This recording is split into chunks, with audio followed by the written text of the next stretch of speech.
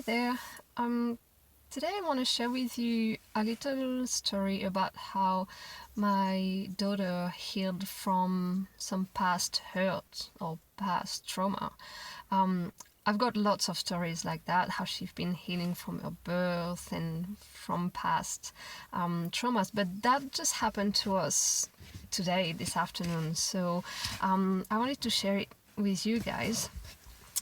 So what happened is that yesterday I was sick. So my daughter's been sick for a week with a stomach bug, and then she passed it on to me. So I was the one in bed yesterday, and I just was so exhausted and so weak that I was just staying in bed all day, right? So I was not moving, I was not able to play.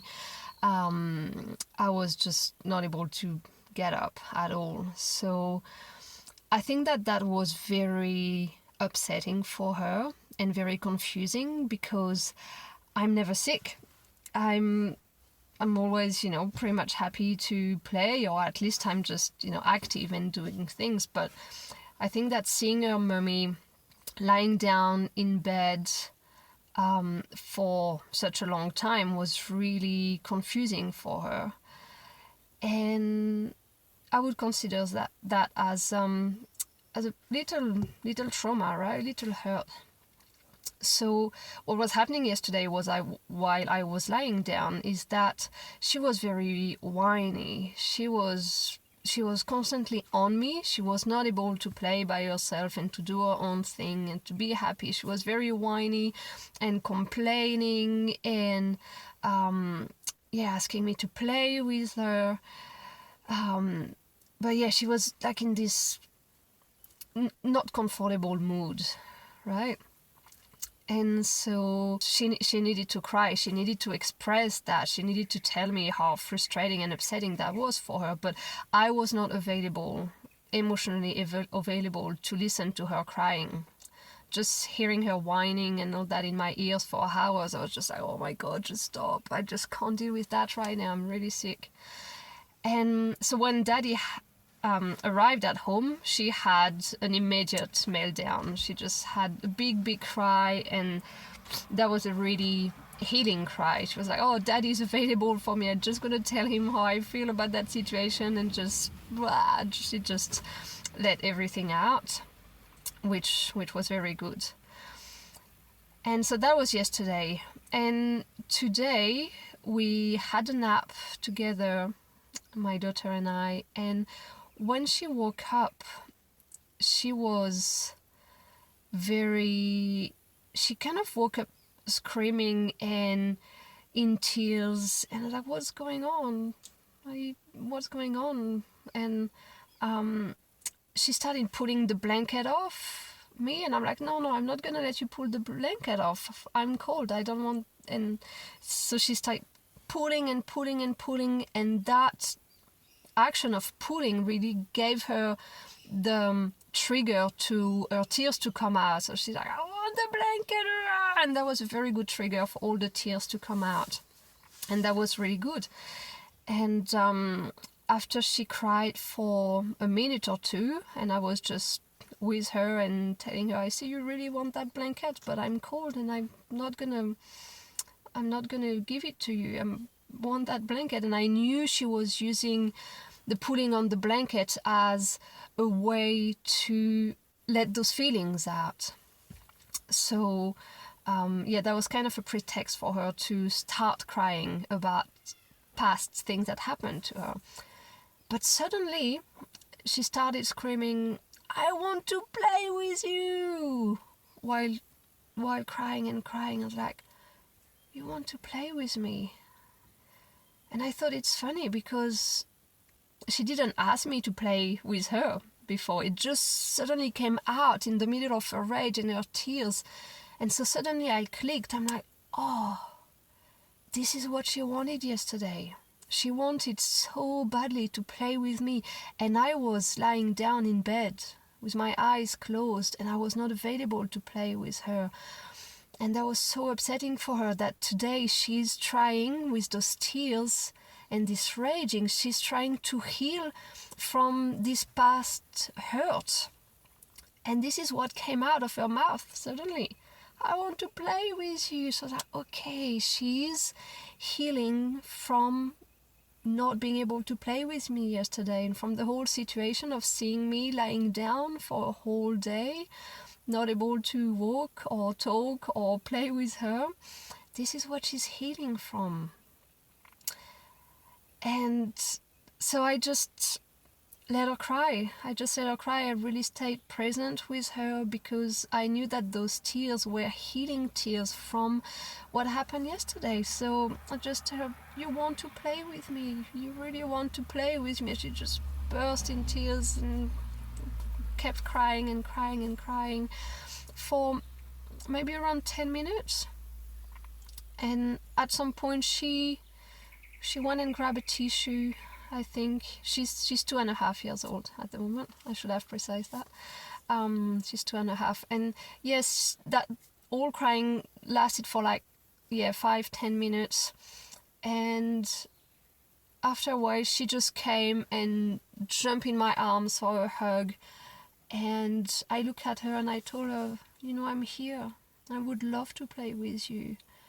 And so there was another outburst, it really felt like a big relief for her, of oh my God, you're here to play with me. And that's, that was just more healing coming out of her body, of wow, that was, I don't know how to explain, there's such a big relief for her. She let herself fall off, hanging from my neck and cried for another 2 minutes like that.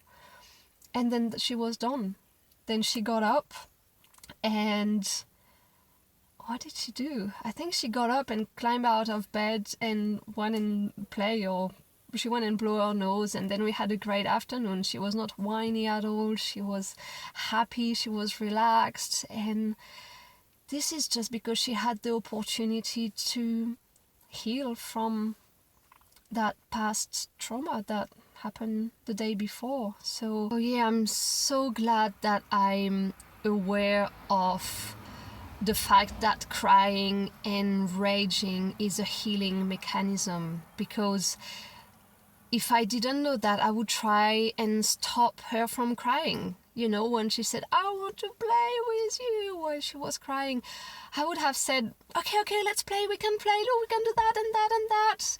But that would not be helpful for her, because that would be distracting her from her healing, right? She was crying to heal from this past hurt, and if I distract her and stop her from crying, then I'm stopping the healing mechanism that is happening in her body and in her brain. Does that make sense? So yeah, this is what aware parenting is about, and I've got so many stories like that of how my child has been healing from her birth and from other things, and I love sharing them with you on my Facebook page, Mama Manon. Oh, and I forgot to say something, that today, just before she had a nap, she asked me to play with her. So she said, can I come on your back and play cats? And I'm like, sure, just climb up. And we played for literally 5 seconds. And then she asked to have some booby and fall asleep. So whoa, that's a bit strange that she's asking to play but actually doesn't want to play. But then I understood in the afternoon after the cry, I understood that she was just checking if I was back to normal and if I was emotionally available for her. Because I say, we can play, it's mean, okay, mommy is okay now, she's available for me, and then I can heal once I had a nap. Isn't it amazing? And maybe I share with you that little story that Alyssa Salter, who's the creator of the Aware Parenting Institute, shares in her book, Tears and Tantrums, which I really highly recommend to any parents with children of any age. She was saying how her daughter, when she was 7 years old, she wanted to go to the circus in the afternoon, but when she came back home from school, the mom had to change the plans, and instead of going to a circus in the afternoon, they would go in the evening. And the daughter, when she got notified of that, she just had a massive tantrum, throwing herself from the ground and crying and yelling at her mom, "You're stupid, you're stupid." And so Aletha, the mom, was very shocked. For, wow, she never told me I'm stupid. That's very strong. But she really managed to stay present and stay with her while her daughter was crying. And after she had a cry, she was happy again. She was happy to give her mom a hug, and they had a great time at the circus. But what happened is that the day after, the mom went to the school with her daughter, and she asked her teacher if anything happened the day before at school. And the teacher said yes. She has been fighting with her best friend, and her best friend called her stupid.